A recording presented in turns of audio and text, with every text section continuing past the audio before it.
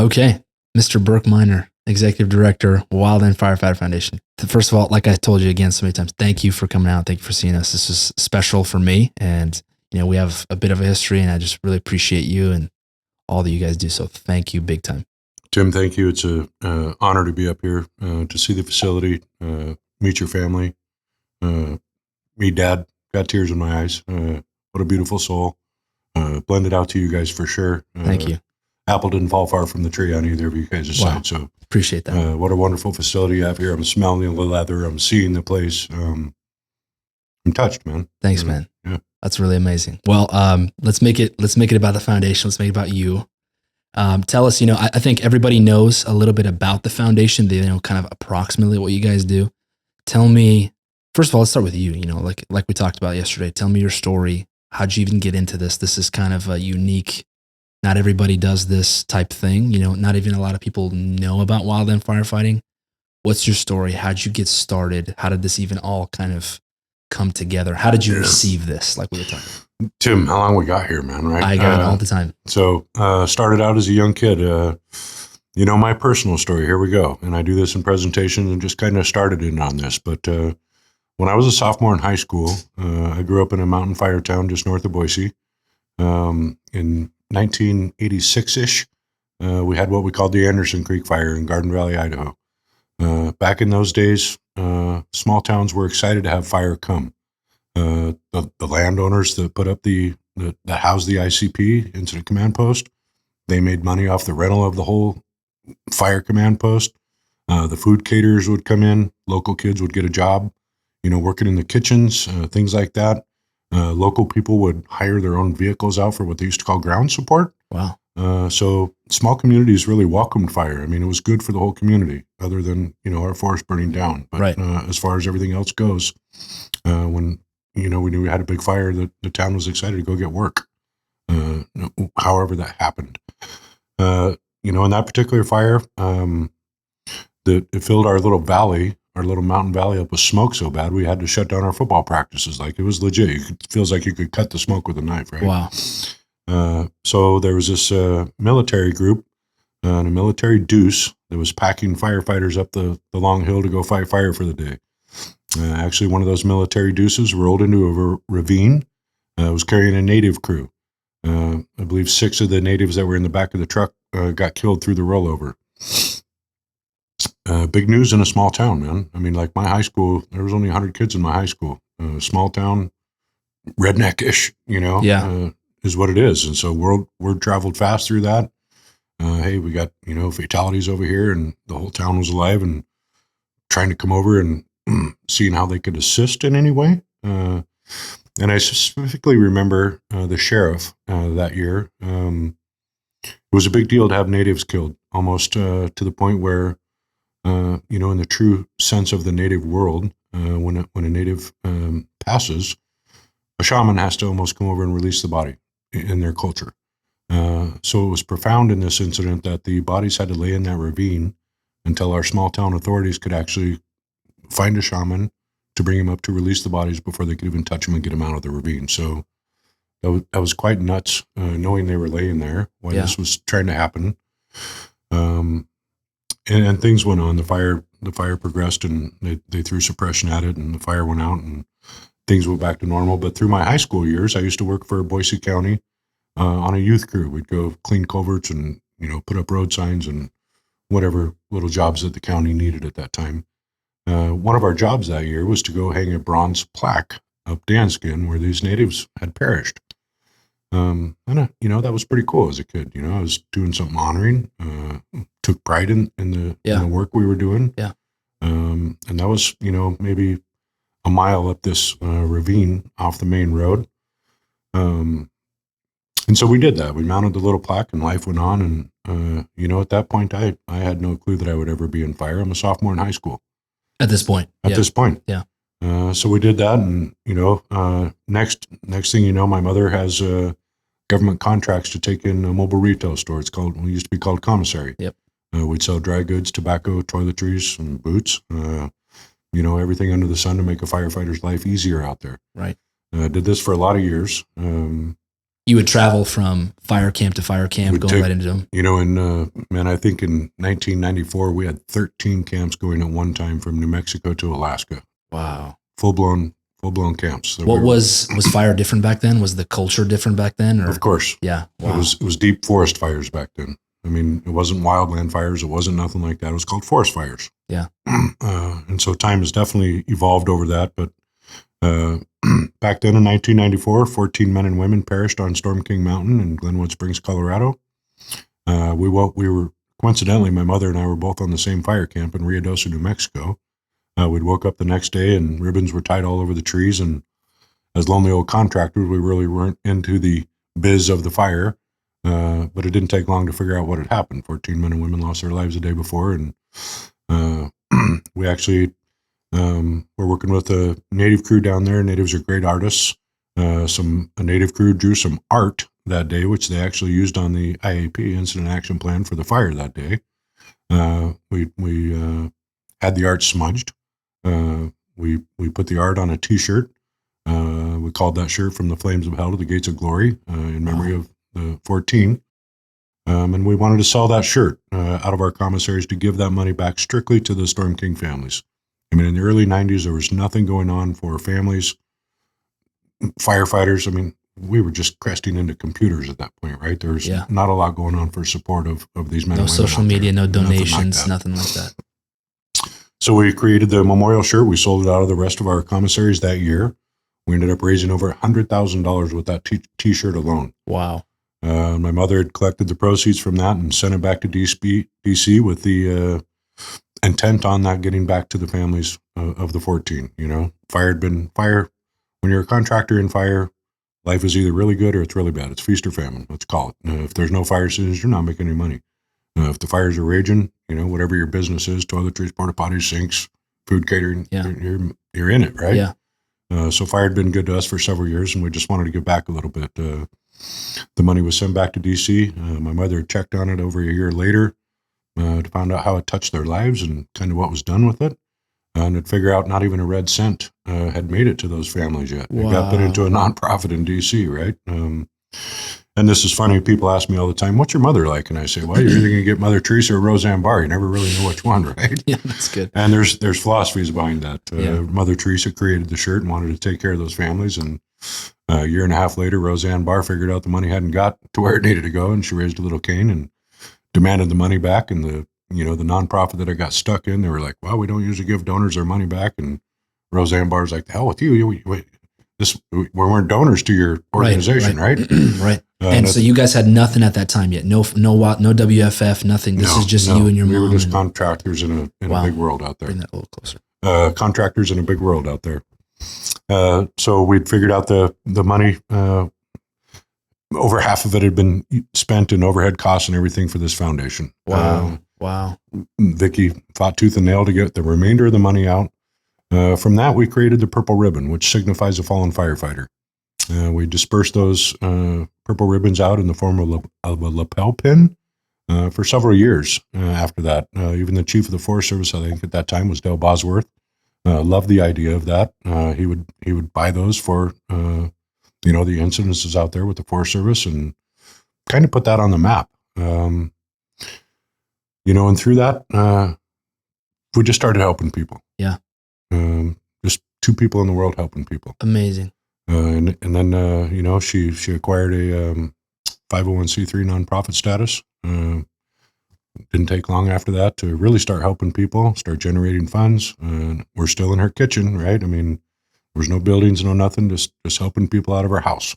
I mean, just people calling your mother, Vicki, this, or happened, she would hear about it. She'd hear about it. And she would do the reaching out. And that's kind of the claim to fame, right? I mean, at that point, we were reaching out to people. Yeah. Hey, this is kind of who we are. I'll give you an example. A few years later in Loman, Idaho, one of the biggest fires around back there completely devastated the town. It actually had a tornado effect there and really wiped out all the timber, everything like that. But there was families up there that lost a Letterman's jacket. One little girl lost a 5-toed kitty. Things like this that happen. And, Letterman's jackets and things like that are easy to replace when you're trying to help a family like that. But when you get down to a 5-toed kitty, how do you replace that? Yeah. Vicki found a 5-toed kitty. Wow. And we took it back to that family and gave it back to the little girl. And, it wasn't her cat, but she welcomed it. Yeah. It was kind of a new blessing after catastrophe. What's the chances of finding another 5-toed kitty? Yeah. Yeah. So there's stories like that started Vicki's process into migrating into the Wildland Firefighter Foundation. Amazing. So you always started out doing you were always helping community stuff, kind of like out in the outdoors, doing this, doing that, as just trying to replace things that people had lost in fires. Yeah. Wow. And then it, obviously moved into fatalities and injuries. And we'll get into the foundation more as we go, but I'm going to finish my story here about my story. After we became a full-blown nonprofit, we're doing all this. We're helping people.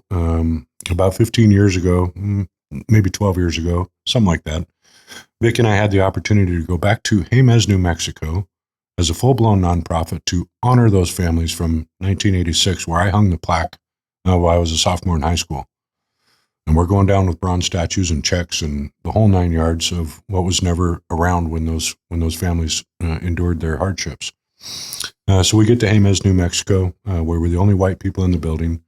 All the natives were doing their drumming and screaming and everything they do in their process of their music. Yeah, that raise the hair on your neck. It's a beautiful thing, to be in something like that. They were feeding us rye bread, and at that point, some of them thought we were the Forest Service, and because of the way the bodies were returned to the reservation there, let's just say there were some hard feelings around some things. And once they figured out we were not the Forest Service, we were just, an independent nonprofit that really cared about what had happened to them. And they didn't know my story, of course. They didn't know I hung the bronze plaque there and all this kind of stuff. But, at that point, Tim, I was in my mid-40s. I had been working with my mother. Working with family is not always the easiest thing, as I'm sure you are full aware of. Sure. But we do it, right? It's part of who we are, but it comes with its trials and tribulations. That's for sure. So I'm in my mid-40s. I'm like, am I on my right path? Should I go back to selling cars or logging or changing tires or whatever I used to do, or broaden my horizons? And I was really in this crisis, if you will. And I was always asking the universe, hey, am I on my thing? Am I on my path? Are we doing this? And after that happened in Jemez, and while we were down there, one of the mothers at this point was 92 years old or something like that, 27 years later after the fatality.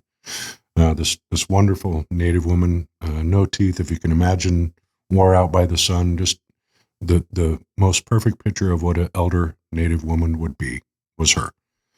We handed her the statue. Everybody cried. They knew what it was about. We handed them an envelope with a check in it. The mother opened that up, and you could see on her face she really didn't even know what it was. She had to ask one of her daughters. She pulled her daughter over and showed it. They did some native tongue talking, and I could see the look on this mother's face when she realized it was a $5,000 check. Wow. How simple these people lived on a reservation. I could see that we probably changed that family for generations to come. Wow. That was the look on her face. Wow. And it was just such an overwhelming experience down there. But it wasn't until I was flying home out of Albuquerque, I get about 30,000 feet and window seat on the airplane, and this just hit me like a smack from the universe, if you could even imagine that. I started bawling profusely, snot's running out of my nose, like I am in the midst of a breakdown bawling. And I'm like, I'm trying to accept the magnetism of what just happened to me. Closing this loop from hanging that plaque as a sophomore in high school, going down 27 years later as a full-blown nonprofit to honor these people, while I'm asking them if I'm on my path, right? So I don't think there's a number of, chances. What's the odds? There's not a number in the odds world of what just happened to me to go down and close that circle after 27 years. So I really knew that, the universe or guides, whatever you want to call them, was on my side, and it was a wake-up point. Hey, Burk, you are on your path. You've closed this loop. And I tell this to elders and other people, my story, and it's profound. I mean, this what I say, the odds of that, there's not odds. It was definitely an impactful part of my life to where I knew I was on my path to get really busy with the foundation and stop worrying about if I was on my path and whatever else is out there and yada, yada, yada. And so that's my personal story, and I like to tell that. And it's very unique. Coming from a sophomore in high school, never known I'd be in fire, to changing people's lives where I'm at today. And, just crested 50 years old and just getting started. We got a lot of stuff to do, and a lot of hearts to heal, and a lot of people to touch, and things going on like that. So it's been a beautiful ride. Amazing. You couldn't write that. Can't write it. Yeah, you can't write that. Can you tell us a little bit about your mother? And is she, she's still involved? Not really, still there? How is that going? Vicki put almost 40 years of her heart and soul into this wildfire community, and if you can imagine starting out, she took the blunt of all the calls. She worked with all the families. She's physically cried with them. She's taking care of this whole community in her own hands. You do 40 years of that, you're going to get what they call compassion fatigue. Vicki can't even do any public speaking right now without kind of tearing up and crying and type of thing. She's fatigued of that. I mean, Mother Teresa, you can't. Yeah. How much can you really take, right? Right. So she's retired now. She has zero to do with the day-to-day operations. She's still currently the president of the board of directors. Amazing. So still very much involved at a distance. That's amazing. Somebody with still a role model for the whole foundation. When I get twisted up and think that I can't do anymore or whatever, hey Mom, I got this going on, give me some advice and some blessings, things like that. That's really special. We still got that going on for sure. That's really, really special. That's amazing. It feels like some people, just general public listeners, they don't really know the difference between a structured firefighter or a wildland firefighter. And, I think you guys are really highlighting that. Can you speak a little bit, as to maybe why people don't know? And then can you speak on why we should know and why it's so important for us to know who these community of wildland firefighters are and just exactly what they're doing for the country and what they're doing for their communities that maybe people don't even know? Sure. Fire goes back as long as we can think about it. They've been on horse and buggies, pulling the big water barrel around and doing this and putting out structures and things like that. And I think when your average person, when you say firefighter, everybody goes right to the red truck cruising down through the city and just what you've seen and putting out fires, Their asses are on the lines just like anybody else's, right? They're in their turnouts and this, that, and the other. Well, anytime I do a public presentation, anything like that, I'll always say the wildland firefighter is the most underrated public servant we have walking this planet. Wow. And it's true. People don't really understand unless there's a column of smoke chasing your asses out of your house. You're getting evacuated. You're doing all this, and all of a sudden you're seeing the green and yellow buggies and the helicopters and the engines, and there's this whole new breed of people in there doing the work, right? Yeah. And they're not accustomed to seeing that because they're accustomed to the red truck going down through the town and sliding down the pole. And absolutely, stuff. Yeah. So when the wildland community shows up for the wildland fire, people see that. It's been a huge part of my career going through the communities. What's a beautiful thing to me is in all these towns, small towns that have been burned and evacuated, and there's plywood, there's sheets, bed sheets hanging that are painted on them. Thank you, wildland firefighters. Thank you, thank you, thank you. And let's face it, these heroes, unsung heroes, they don't want to be thanked. They're just doing their job, right? They're adrenaline junkies out there doing their job. Yeah. That they really have a passion for. But, I guess one of the major differences is, and I'm no professional on this, but obviously your structured firefighters are wearing turnout gear, respirators, everything like that. Our wildland guys are wearing leather boots, Nomex, and sometimes a bandana over their face, but not really. They're out there in the elements doing it, right? Yeah. They can get retardant dropped on them that they got all these things going on that they're really not protected from as a structured firefighter is. Yeah. And there's no puns here, no dissing on anybody. It's absolutely a brotherhood, right? They're all firefighters and go back and forth from structure to wildland, and vets coming on, it's a real integrated brotherhood like that. But yeah. The major differences are, these wildland guys are not in respirators, they're not in turnouts, they're not doing nothing like that. And on top of that, they're packing chainsaws and all these other tools, 40-pound packs on their back up and down mountains. It's not an easy job by any stretch of the imagination. Right. What type of guy or gal, what type of individual do you see going into wildland? Who are these people? Like, who are they usually? What fits kind of the maybe character trait or identity trait, or like, I'm sure that maybe if you grew up in New York City or something, or in the inner city, right, you don't really even know anything about it, and so there's no reason that you maybe even kind of go after it. And I'm sure there's off cases, but sure. What type of people are they? I always try to, I sum that up sometimes. I like, these are adrenaline junkies that could coddle a baby and go out and save somebody's life. I mean, right? That's it's good. To that one extreme to another, right? They're really, they're doing a job to protect the lands and protect the people. So they have that going on. They're emotional. They can coddle a baby, a stranger's baby.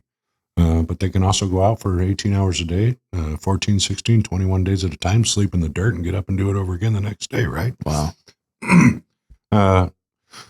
But as I move forward in my career here, and obviously you and I have been talking about mental health and this type of stuff, and I think as first responders, period, I think they have trauma. They've got trauma from childhood. They've got trauma from any kind of thing, because it kind of takes somebody with a little bit of nutso to go out and kind of do that job, right? Right. So while they're on the job, and then all of a sudden their other traumas are triggered and things like that. But I think we're getting to a place where we can really close the gap, and talk about, first responders, whoever, they're adrenaline junkies, but they all are packing some type of trauma even to get that job going, because it's crazy to even do that, right? How is the foundation assisting firefighters mentally, spiritually, emotionally, physically? What are you doing there for them? How are you there huge gamut, man? I mean, our claim to fame is sustaining the home when we get a killed or injured wildland firefighter, and that's been prominent. That's a huge need for a family. All of a sudden they're, in the event of a fatality, all of a sudden this family's first dealing with the loss of their loved one. Now we've got expenditures out there. We got mortuaries and caskets and these types of things. And, for somebody that's not got $1 million, that's devastating. Yeah. All of a sudden you're plagued with this $20,000 bill, right? To even do the right thing for your fallen family. Yeah. So we've really been trying to help with that. But as we move, forward in days, mental health is it's a huge thing out there, and I talk about it in some other podcasts. But the reality is, if we go back 20 or 30 years ago, you weren't talking about mental health, right? I mean, if you had some stuff going on or whatever, first of all, your superintendent's like, "We ain't got time for that. Get back to work, right? We got fire to put out. Get the day in line."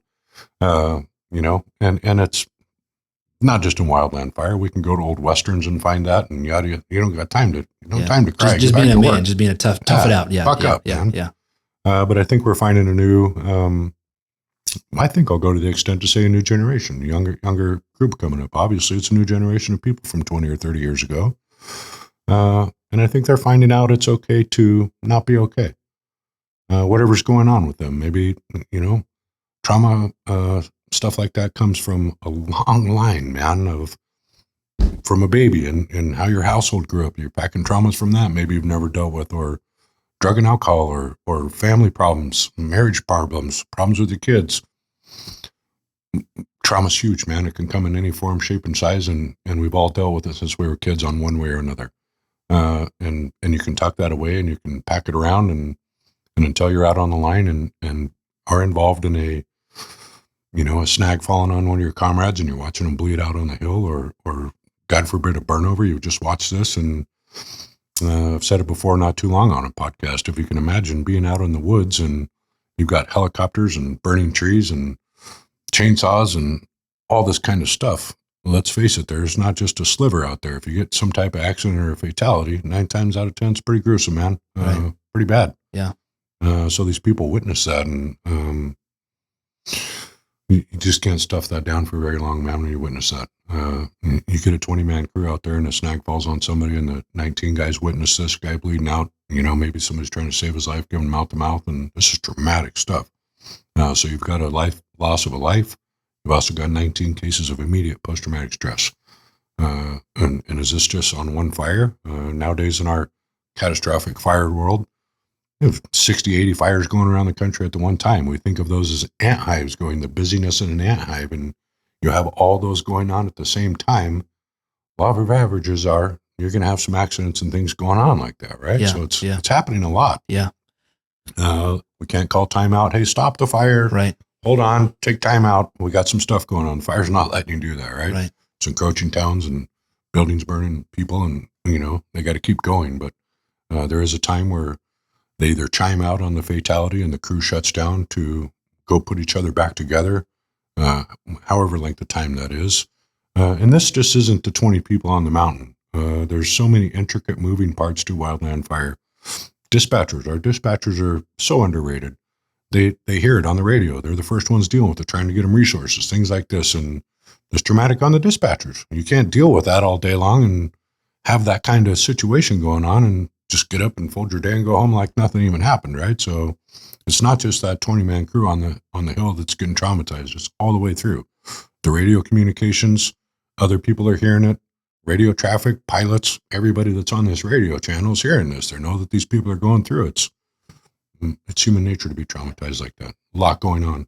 I think, you obviously have a much deeper connection with the wildland community than we do.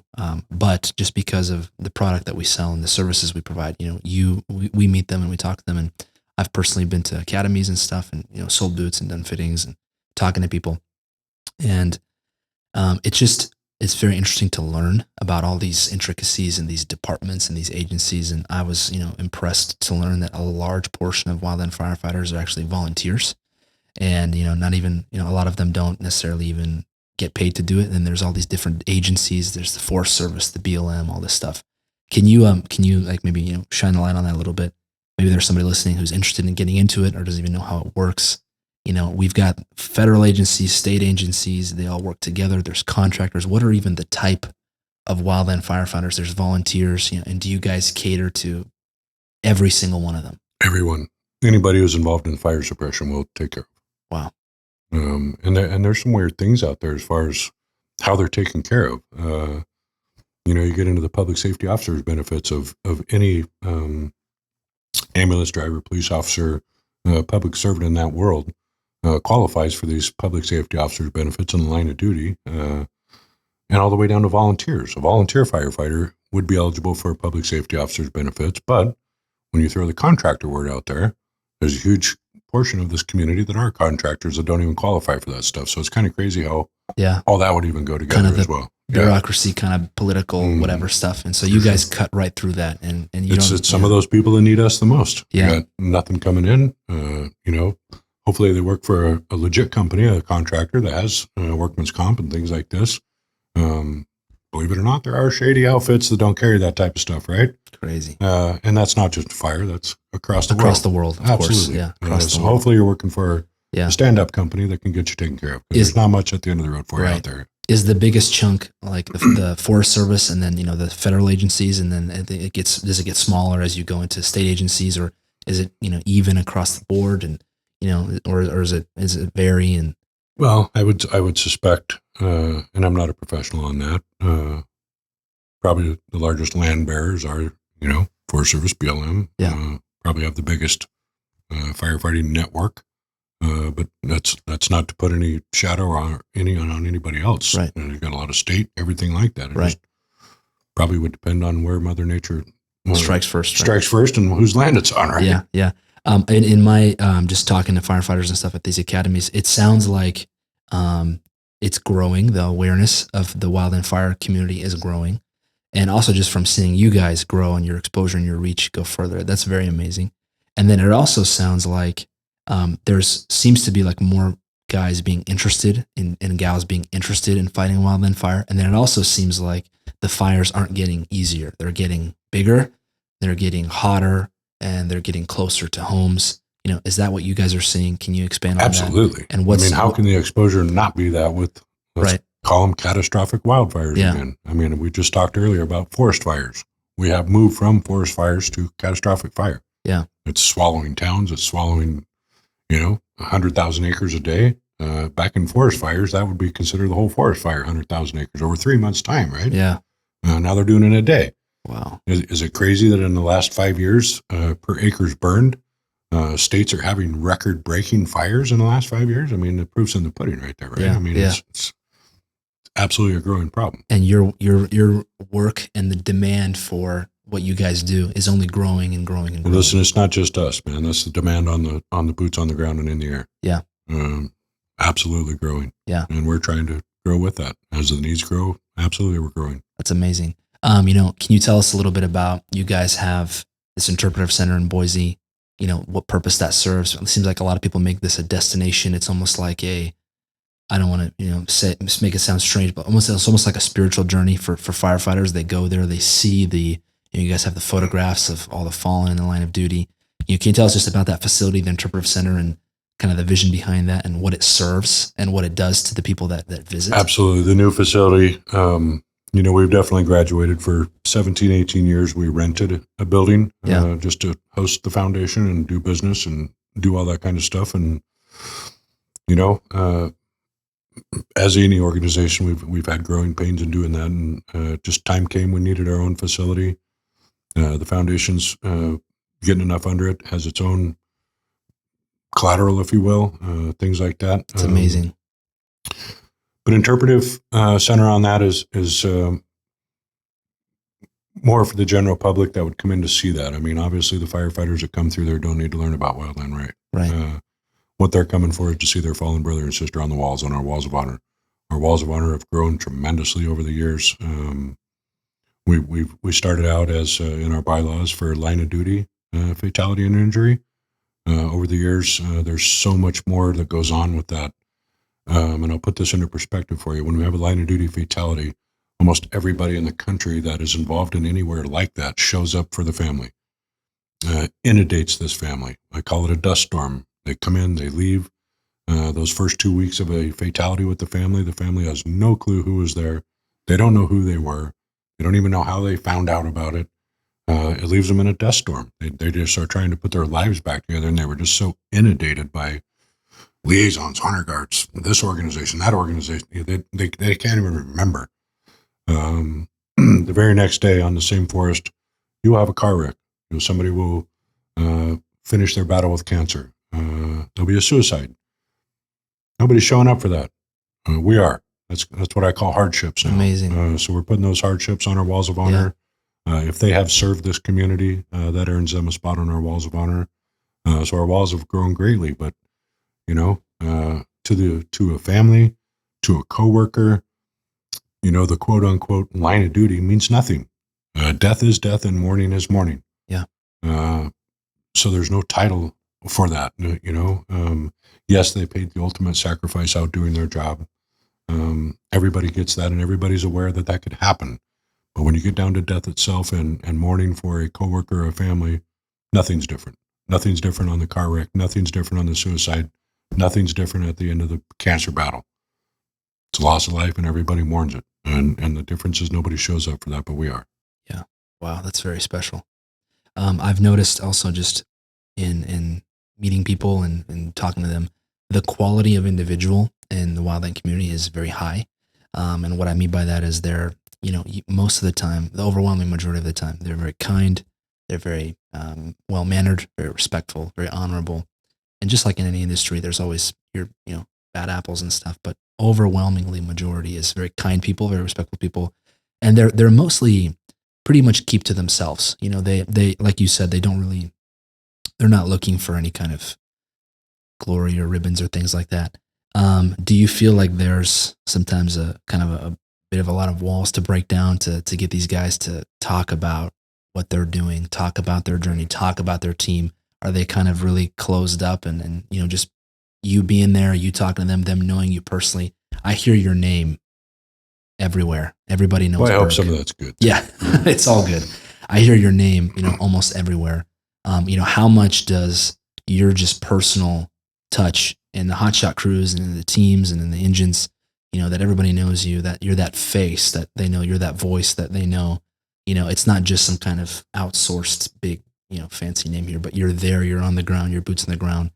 Does that run deep? Does that run far? Do they know you personally? Do you go back for years? Can you touch on like some of the crews or captains that you've known for, 10, 20 years and things like that? Absolutely. And when you're talking about breaking walls down to get things out of them, first of all, they're federal employees. There's a lot under that auspice that they can't do. They can't accept a dinner if they're out and about in the city and a family. Oh, look at those firefighters! We want to buy them dinner. Everybody wants to do that, right? Yeah. They can't even accept that. Wow. So, when you're behind the shield or a federal agency badge of some sort, there is some stigma there that a lot of things can't be shared. It really puts a wall of how they can intervene and interact with the public. You catch them in the off season. They're they're certainly not going to get on a talk show and talk about the federal agencies either, right? But they can open up about their personal selves. And of course, man, I've been in this community for over 30 years. I know the old salties, the ones we were just talking about that, you know, and I know the new young ones, you know, and it's always a pleasure to meet the new generations as they come when I go to different fundraisers, meetings, orientations, anything like that. There's obviously always a new face to know. Right. You know, our relationship with Coors, nothing better than to get to know somebody over a can of beer. Right. I'm an executive director of this big nonprofit, but hey, I'm not so high up that I won't share a can of beer with somebody out on the ground either, man. Right. Great way to get to know somebody. So relational. Everything is relational. Absolutely. Yeah, everything is relational. Yeah, of course. I love this community. I love to get involved with them, intervene with them in their best times and their worst times, right? So it's a pleasure to serve in that regard. Incredible. When I first came down to the foundation, you guys were still in your original, you know, kind of first facility, older facility, and to see, you know, where it went and, you know, what you guys are doing and the reach and the exposure, you know, I can personally say it's been really a pleasure to watch you guys just, I don't even want to use the word grow because you are growing, but I would say to just go deeper and go farther and go, you know, reach and touch communities that no one has even heard of you guys before. And my experience before I started doing boots for firefighters and all that stuff, we didn't really know about Wildland. You just kind of didn't, you know, I think the way that you touched on, you just didn't really know about it. And it's 100% true that when people think about firefighters, they think about the big red truck and then to just learn about the Wildland community over the years, it's been very nice. It's a pleasure. And, you know, like I mentioned, they are very high quality individuals and you got smoke jumpers to jump out of planes and, you know, these hot shots. And then, you know, guys like you go jump out of planes onto a fire. Yes. Yeah. To make that clear, they jump out of planes onto a fire. You know, like that's crazy. We're just not recreational jumping out of planes here. Right. We're jumping onto a fire in the middle of nowhere, and you got to go fight it and you got to go figure it out. You know, so it's been really cool. For us, having the pleasure and the honor to build boots for them, you know, it adds on a level of esteem, and you know that makes us that much more committed and take seriously like the quality part of our boots and what we do. And you know, we've seen, I feel like I've seen, so before maybe when it was guys were just fighting fires, let's say like in one part, or like, you know, it's like California always burns is kind of what they say, like Region 5, right? Now I'm starting to see, and maybe it's also just because we're growing, but you know, we'll see, Colorado, we'll see the Midwest, we're starting to see down south, you know, it's like, it seems like it's just more and more prevalent and a part of people's lives. And you know, we're meeting new customers, firefighter customers, and you know, New Mexico's always had fire, but there's just more there now, and it's expanding. You know, there's more and more of these guys, and it's such a pleasure and honor to do that and to serve them. And you know, I've also seen a lot of crossover from guys who used to do structure, and now maybe they're doing Wildland, and like vice versa, Wildland and now doing structure. And you know, someone will call us from 3 years ago, they were a Wildland firefighter, now they're in a department, but they still want to wear our boots. You know. Can you shine a light maybe on this kind of like career journey that maybe most firefighters kind of have? And, you know, how do they usually, you know, get started? Like there's this red card thing people talk about, this pack test thing people talk about, you know, what's kind of the journey that you hear, and, you know, how do people even get into this? And is it their local Forest Service station? Is it their local whatever? You know, what's the common thread that you've always seen? Wow. First of all, you opened that segment with us growing and what you've seen. And I'm going to put that right back on you. I'm going to hold a mirror up to you, Tim. Known you for several years now. Yeah. You're younger than my own children. Yeah. It's been a pleasure to watch you grow, watch your ethic grow, watch your company grow, your family. I'm in your facility today, just blown away. And I've watched that growth with you guys as well. And, you know, let's face it, my career in fire, starting out selling boots, a boot guy. Yeah. I couldn't be more honored to be serving JK and be carrying JK. And, wow. You know, I talk to people all the time. In my head and my belief and what I've seen, JK is the best built boot on the planet, man. And I'm happy to be carrying them. And, you know, other than a chainsaw and a hard hat and a Pulowski, boots are the most important tool on these wildland firefighters. Yes. Hands down. And I couldn't be more proud to be much affiliated with JK and getting your boots on these guys. Thank you so much. That means the world to us. That's incredible. Sure. Thank you. Meeting your family today, your dad, again, tears in my eyes, blown away, humbled. You guys are a humbled family. You're doing the right thing. And it shows with your expansion. Thank you. I think that's why we clicked so well, is because we carry a lot of those similar values and principles, and you understand them. And I've had the pleasure to get, mentored by my father. And so when I saw those things in you, it was just kind of a right away thing. Thank you. That's very touching. Yeah. Back to your question, man. Again, I'm not a professional on anything we're talking about today. I'm just a guy out there, right? Sure. But I think it comes from a lot of it, from what I've heard and see, kids that see the column of smoke, kids in school buses, see these guys out there in action. God, I want to be a firefighter. Everybody's always said that. You growing up with your schoolmates who either wanted to be a cop, a firefighter, a doctor. These are prominent positions that are in schools. And I think as wildfire grows and it's on the news and this, that, and the other, as kids are getting out of school, of course, they're going to school to get their degrees. What do they do in the summer? Well, I'm going to go fight fire, man. I can make some pretty good money. Yeah. I got this adrenaline junkie in me. Seems like a good fit for me. I like to be in the woods. I love camping.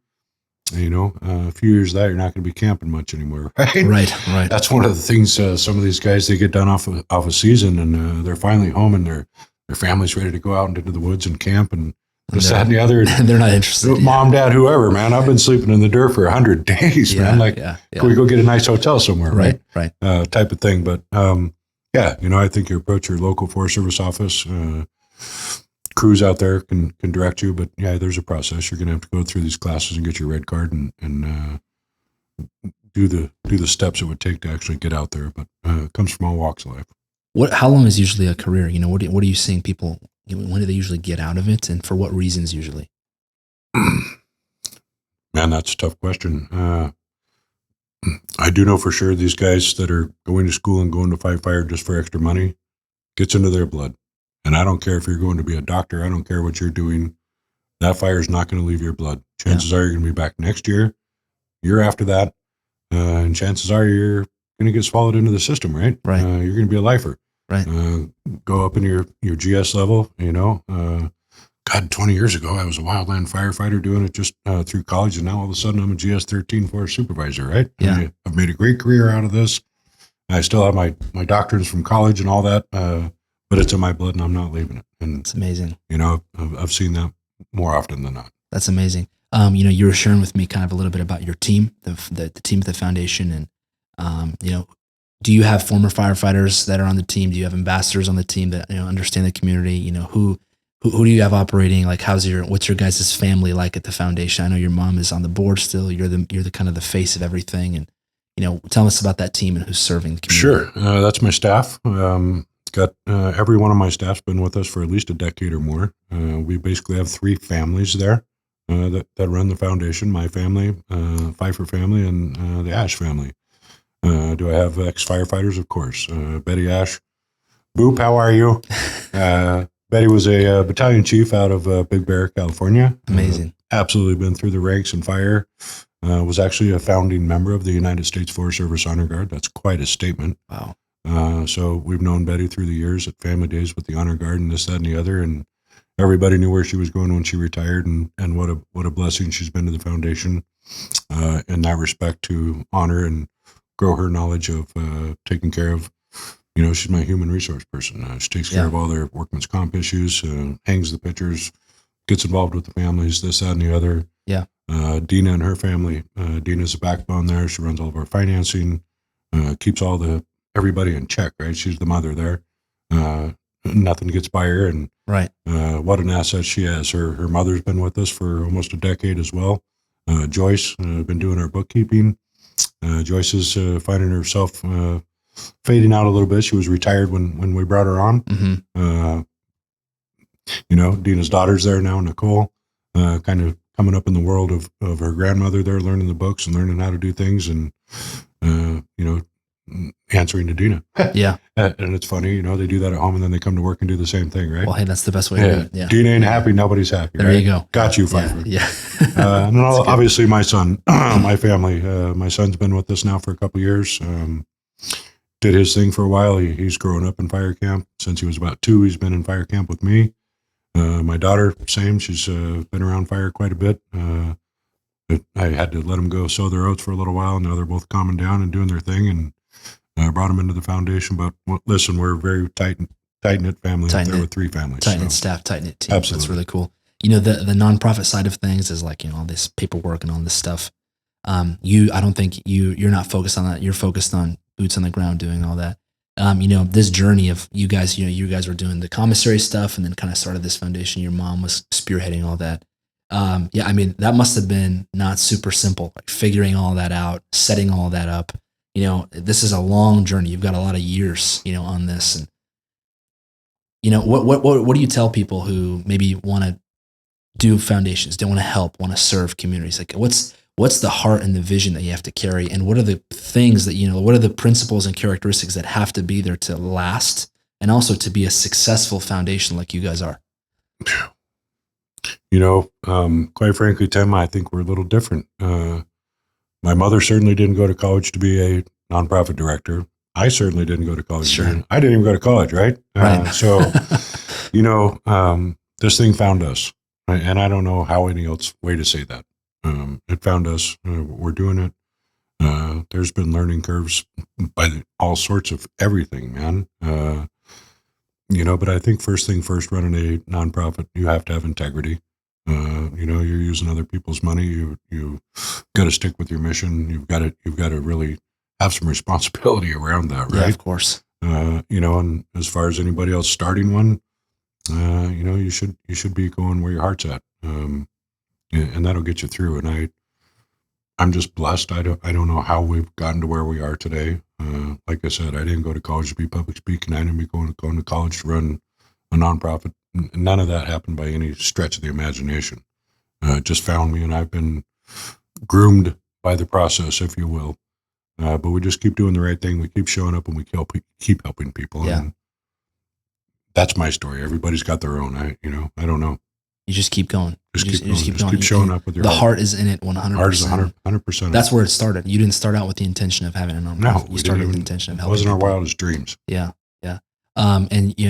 Wow, that's incredible. I think a lot of times, we'll, when I would go to academies and stuff, and we'd be fitting people. That's kind of the most contact that I have with firefighters, and then over the phone, we just keep hearing the foundation's name come up, and then a few times we would, like at this most recent academy we're in Arizona, we put up the little statue that you guys have, and then the banner, and it's like you guys are.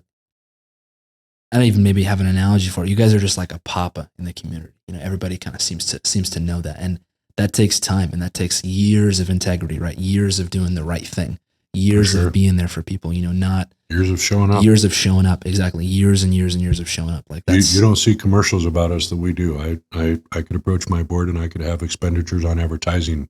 My best advertising is word of mouth on the ground, man. Right, and that's from showing up for people day in and day out. It's incredible. That's incredible. You guys you're just there. You're just there every time. How can we not be talked about? Is there maybe an individual or another foundation or like a friend that who maybe is in a similar industry that you have, and you can bounce off of and you can ask questions to? Like, are you friends with other people who do different industry nonprofits or different things? And is there kind of a community there, or are you just kind of self-taught and you kind of learned as everything went along? Like, do you have a person like that or friends like that who also do nonprofits that you can kind of ask questions and lean on sometimes? I don't know about nonprofits specifically, but I have mentors out there for damn sure. People with a little wisdom on them and a little age on them. And, I can go to them, hey, is this how the world works? Am I on the right track here type thing? And younger friends. Not necessarily in the nonprofit world. I mean, we show up with Idaho Nonprofit, and I've worked with many other executive directors, things like that. But I think everybody, just like a regular business, they're all run different. Everybody does their own thing, and they run it different. Yeah. So it is what it is. We're very unique in the nonprofit world. I think you guys are extremely unique. You've also shared with me that there's like things that you guys. I think when I was out there in Boise with you, you went and you took me to the like airport area where you guys had that memorial spot where it was like memoriams in the ground, and it was like a trail, and there was a statue there. I forgot what that was called. It was at the fire center, and that was like commissioned by the government for you guys to do. And that you guys have a lot of these government relationships where they'll like ask you guys to come in and do stuff, come in and take care of people. How does that even happen? I don't know, man. How does it? Yeah. Just keep showing up. Just keep showing up. Yeah. Just keep taking care of people and the door's open. So they're recognizing you guys as important for the community, and that's why they're asking you to do this stuff. Like that's for sure. That's we are the safety net in the wildland community, hands down. Yeah, that's incredible. And there's a lot of other people out there doing good work, man. And, there's other nonprofits in the community. Yeah. But nobody's doing it on the level we are by any stretch of the imagination. Yeah. That's amazing. Can you give us a glimpse maybe into what's the future look like, and what do you want? Is it just more of the same, or are there certain things you kind of want to go after? What do you want viewers and listeners to look for and know and understand, and kind of like what's in your heart over the next, you still got a lot of energy, a lot of life. I tell people, man, I've hit 52 years old and I am just hitting the ground running, man. Just getting started here, really. Yeah, I believe that. Got a lot of stuff going on. Listen, for the listeners out there, obviously in the wildfire world, I want to tell you first, I got your back. No matter what your needs are out there, I'm going to get you taken care of with my staff. We're really gearing up towards mental health. Mental health is it's a growing demand, man. There's no doubt about it. So I got some things brewing, as I always do. I'm not going to share them today, Tim, and I apologize about that. No, that's okay. I got to get them a little more validity behind them and sure. Things like this. But there's some good stuff coming for the community. And although those things I'm talking about are not in fruition yet, they're still there. So any mental health needs we have out there, anything at all. I kind of, at this point in age, I usually don't compare or say anything to, but everybody knows what the Make-A-Wish Foundation is, and I consider us that in the wildland community. Any call that comes in, they could be so far from each other, one call to another, and everything in between. There is no crazy call. There's no crazy question. There's heart space all over the foundation for our boots on the ground and in the air. I got so many backing people. The mental health program that we're growing is different than, I believe, anything that's ever been a part of this community. We are bringing in practitioners and people that hold a heart space like that. They wear boots on the ground. So we're doing this inside out. This isn't suits and ties that nobody knows. I think even for me, and I'm not talking about the boots on the ground, I'll talk about me. You put me in front of somebody I don't know in a suit and tie, and chances are they're not going to get the full Burk. They're not going to get my story, and of course, yeah. Sure as hell not going to get what's hurting my heart. Right. They might to a degree, but I'm going to walk out of there and not have them told them everything, because I don't trust them really. Right. They're different. I mean, it's going to take me having a beer with them, doing anything with them. Speaking on that, how tight knit the community is. I can tell you for a fact, I've been, there'll be an individual, a good customer that have been with us for a long time in Oregon, and they'll have my cell phone number, just because, you're just helping people out. They're texting you questions about boots. And then I'll get a call from New Mexico, and it's, hey, this guy gave me your number, and tell me, oh, okay, that's interesting. Next day I'll get a call from California, or a text from Colorado. And it was unbelievable for me to see that over this span of, 20 some states or whatever. I'm kind of on this side of the country, and also going into the Midwest too. Mm-hmm. There's not as much, it seems like, on the, East Coast area that I know of, but how tight knit and how quickly word spreads like wildfire. Like wildfire. That was unbelievable. Unbelievable. And that just tells me how tight knit the whole community is. And truly everybody does know everybody, even though it's, I think there's something like you told me, was something like 50,000 or even plus firefighters. It's like, maybe I've never counted them, but that's the word, right? That's the word, and they're so tight knit. They're so together, and they don't play this game kind of like, oh, well, you're in this state or this. They're Wildland Firefighter. Boom. It's like a brotherhood, sure. So they've went to academies. They've cut line together. They've passed each other in camps. They've, somehow the connection's there. Yeah, very, very tight. Yeah. And even if they haven't been in a academy together, even if they haven't cut line together, and even if they haven't shared a cup of coffee in a fire camp, they still have each other's back. They do. Just because they're in the community. They do. They 100% do. And I feel like there's a very powerful mentorship kind of thing in the community. I was recently with, I was in Sacramento with the hotshot crew, and we were doing a fitting in the Sacramento area. And I just saw something I saw with my own eyes.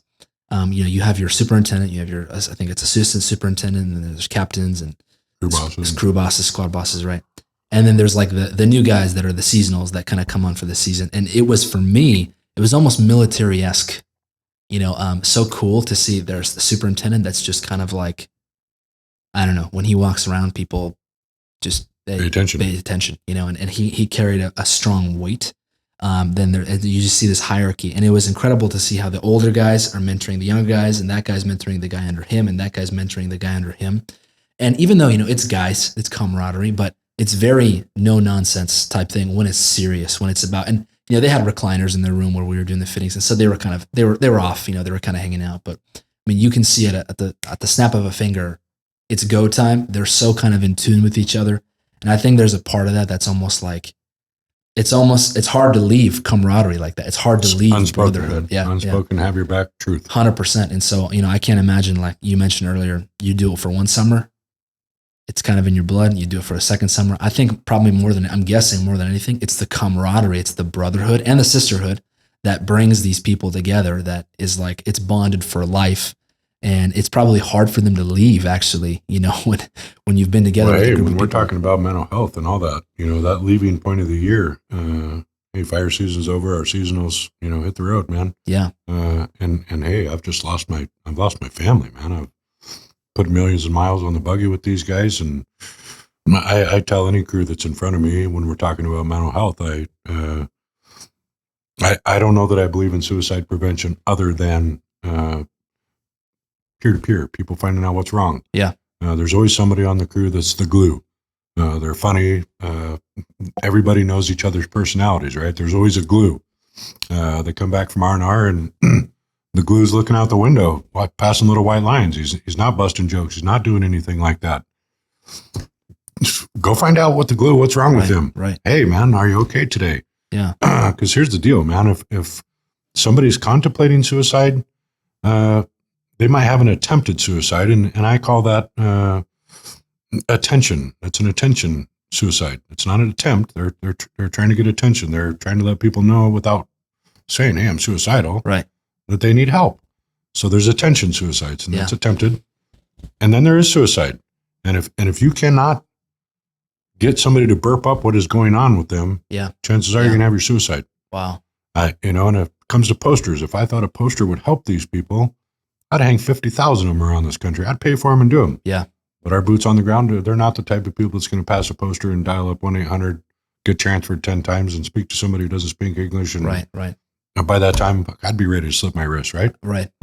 Here we are being funny, but No, 100%. That's not the process of that. Yeah, it's not the process at all. And it's hard to externalize that. You keep absolutely. it internal. Yeah. So I'm leaving it to the boots on the ground. They travel 1 million miles a year together. They eat together. They crap together. They work together. Yeah. That makes them a pretty tight-knit group, right? 100%. They should know each other. Yeah. So folks, call these people out. Johnny's watching little white lines out the window.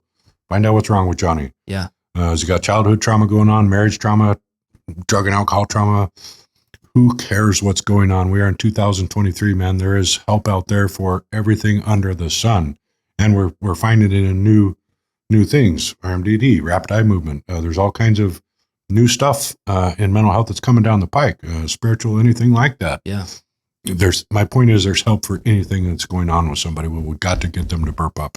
Do you feel, wow, that's so powerful. Do you feel that one of the reasons that your mother and you originally kind of started this and, you guys saw this need, obviously there was the compassion movement, but do you feel like you guys just weren't seeing the help come from whether, I don't know who you should even expect it from, but you just felt like there was a void, like it wasn't coming from the government. It wasn't coming from another agency. It wasn't coming from another foundation. And you're just seeing this void and you're kind of jumping into this void because there's kind of nobody else to do it. And maybe since you guys have started, have you seen, I just used the word government. Have you seen that maybe the government's like, oh, wow, look, there's a need for this. Oh my goodness. Like this is serious. And have you seen agencies tack on? Let's not take away from the feds. I mean, they try. They try to help their people. They bring in CISM programs. They do this, that, and the other. They're doing it. Yeah. Does it work? I'm not a Fed, so I'm not going to answer that. Why don't if there's Feds listening out there, give Tim a call back and ask him if CISM worked. Sure. When the suit showed up, did you trust him and tell him your whole story? Sure. They're hired out contractors. There's people in the community that have been trying. So let's not say that nobody's ever been trying or that there's this gigantic void that's not happening. Yeah. Because there are. Is there room for improvement? Of course. Is there room for people other to help? And of course. Yeah. So we're not taking anything away from anybody else. We're just trying our own. We have a reputation out there. I'm dedicated to it. I'm dedicated to taking care of this community, and I'm bringing in the right people to do it. Back to, I got some stuff I don't want to really reveal yet, but this community's needs are first and foremost on my mind every day I wake up. Yeah. How can I serve this community better? What's going on? I'm taking 2 to 5 calls a week on mental health, man. Yeah. I got mental health, back to my staff, and sorry, I got some of the best trauma therapists around me. Got them on staff, got them on payroll, more coming in. I have to have that army behind me to take these calls and serve this community. Yeah. Can you share on, just your guys's Eric? Sorry, my new mental health director, Eric. Where might be? Got me on the spot here, Tim. I got to think of all these people. No problem. You guys have this big event coming up, Family Day, where all these families show up. Mm-hmm. Can you talk about, obviously, you guys are after the firefighters and the families are right there. A lot of them have Why kids. do we bring them in? Yeah. We bring them in. Listen, the best and the most beautiful thing that happens at our family days is when I have a family of a suicide, of a burnover, a tree snag, a cancer, a car wreck, a suicide. Me personally, I cannot look that family in the eye and tap them on the shoulder and say, hey, I know how you feel. It's not happening. I don't. I've never lost a child to any of that. I still have all my children. Thank God. Yeah. So nor do I let my staff do that. We're just not going to blow smoke up somebody's butt and say, hey, we know how you feel, man. So we bring them together, not only to honor their firefighter, but the interaction of everything I just went through. There's families, at least one up to 20, who cares, that have helped dealt with that.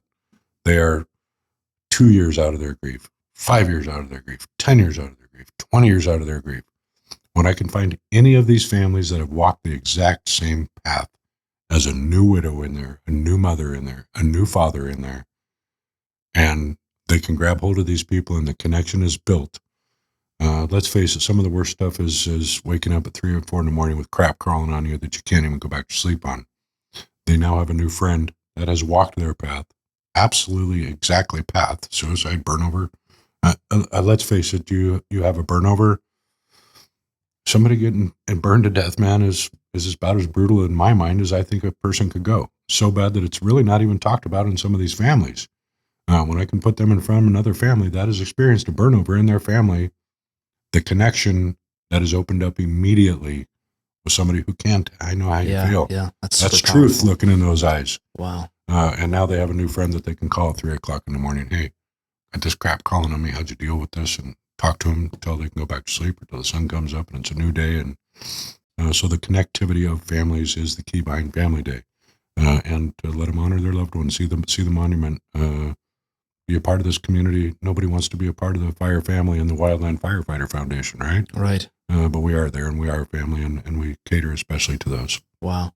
How far back does the honor wall go with the earliest kind of people you've honored and maybe fatalities on the line of duty? Our mission statement is past, present, and future, and almost on a weekly basis. We don't know everything. Who am I to know everything about that's happened in the past? But a story will surface on a different forest, and somebody will bring forward in an email, hey, this guy was killed in 1946, and hey, thanks for the info. We get a little picture of him up there and a little biography of what we know about him.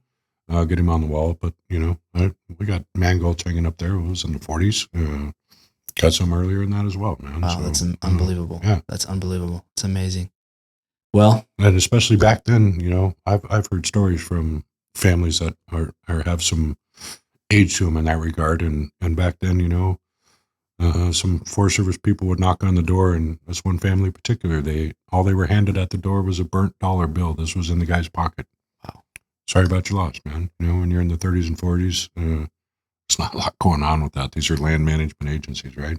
And unfortunately, lives are lost on there, but we're putting out fires and doing things. And back then, there wasn't a lot going on in honoring a fallen firefighter's family. I think you told me last night, we were having dinner last night, and you told me about how some fires burn so hot now, they just do aviation. They can't even, put people down there.